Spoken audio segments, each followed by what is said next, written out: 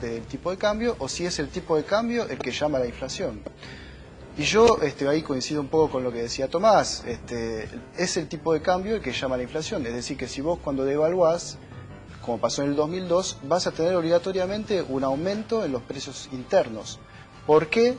Porque en verdad los precios de lo que vos exportás, que son alimentos en la Argentina, se fijan a nivel internacional los alimentos, no se fijan como costo más una ganancia. Entonces, ahí lo que pasó en el 2002 es que el pan que costaba $1, de repente tenía que pasar a costar de 1 peso a 3 pesos, cuando se pasó de 1 a 1 al 3 a 1.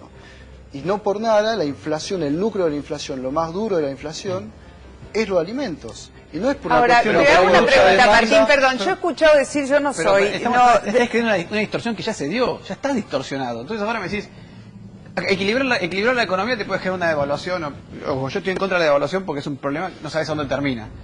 Pero más allá de eso, ya la distorsión está. Ahora que decís, si yo recupero o vuelvo al equilibrio de la economía, se me va a generar un problema. Y sí, pero ya la distorsión ya está. Estás hablando del remedio, no de la solución del problema. Sí, ahí la cuestión, lo que es interesante en este año lo que pasó es que hubo un aumento del tipo de cambio. Hoy estamos, como si bien se decía, de 4.80 pasamos a 6 pesos al tipo de cambio oficial, que es el tipo de cambio que afecta solo las importaciones de industriales.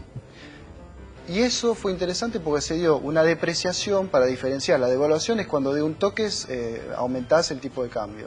La depreciación es que es de a poquito, centavito por centavito el dólar va subiendo. Ya acumulás una devaluación. Y eso, claro, sí, pero el efecto es distinto porque la inflación de este año, a pesar del aumento del tipo de cambio, fue similar a la del año pasado, del 2012, donde el tipo de cambio subió mucho menos.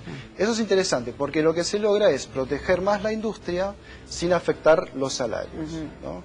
Ahí yo creo que la inflación, digamos, yo puedo dar mi opinión al respecto de cómo se da, arranca, todos sabemos, en 2007-2008. ¿Qué pasó en el 2007-2008? Hubo un aumento de los precios de los alimentos que se duplicaron. Por una parte porque se venía la crisis internacional, entonces hubo una especulación sobre los precios de los alimentos y eso lo que afectó es que acá lo que pasó fue el conflicto del campo. O sea, lo que se quiso hacer es que evitar que ese aumento de precios internacional repercutiera en los precios internos argentinos.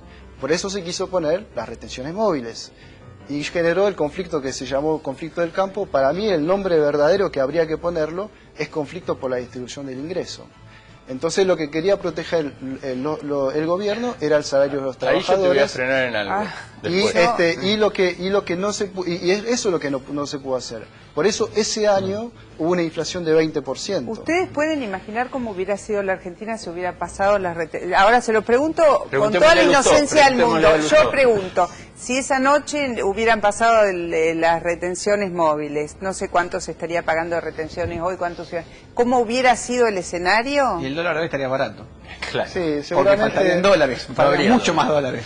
A ver, algo con mucho respecto a lo... No, la soja no tiene nada que ver, se maneja ¿Cómo? por Sí, el... pero, se a ver, maneja por los precios internacionales. 53 mil millones de dólares. Sí. 53 mil millones de dólares se generan por el sector pero agropecuario. el aumento de producción de la soja no tiene nada que ver con el precio del tipo de cambio. Tiene que ver con los precios internacionales. Y ahí, Julio, vas a estar de acuerdo. El tema del monocultivo, está todo faltando eso. algo. Sí, pero el productor no tiene incentivos para producir. Hay una retención Igual del 30%. te comiste todos los márgenes. Tenés dos maneras de producir. Te comiste todos los Ahí lo márgenes. que pasó es que, el tipo que tenía un campo tenía mitad soja y mitad vacas. Si la soja te duplica el precio internacional, ¿qué vas a hacer? Vas a poner todo soja.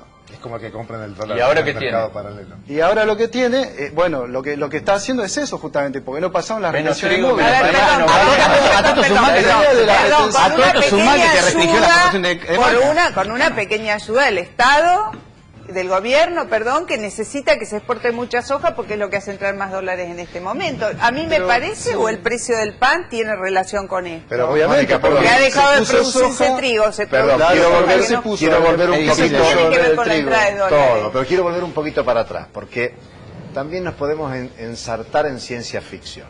Cuando uno dice, ¿qué hubiese pasado si en economía? La economía es política también, porque el llamado conflicto, como lo quieras llamar, intervino mucha gente en ese conflicto. No la Hubo izquierda, en general. Hubo una sociedad que se movilizó se por abrió distintas razones, pero el gobierno entró a las retenciones con una política de uso de esos recursos.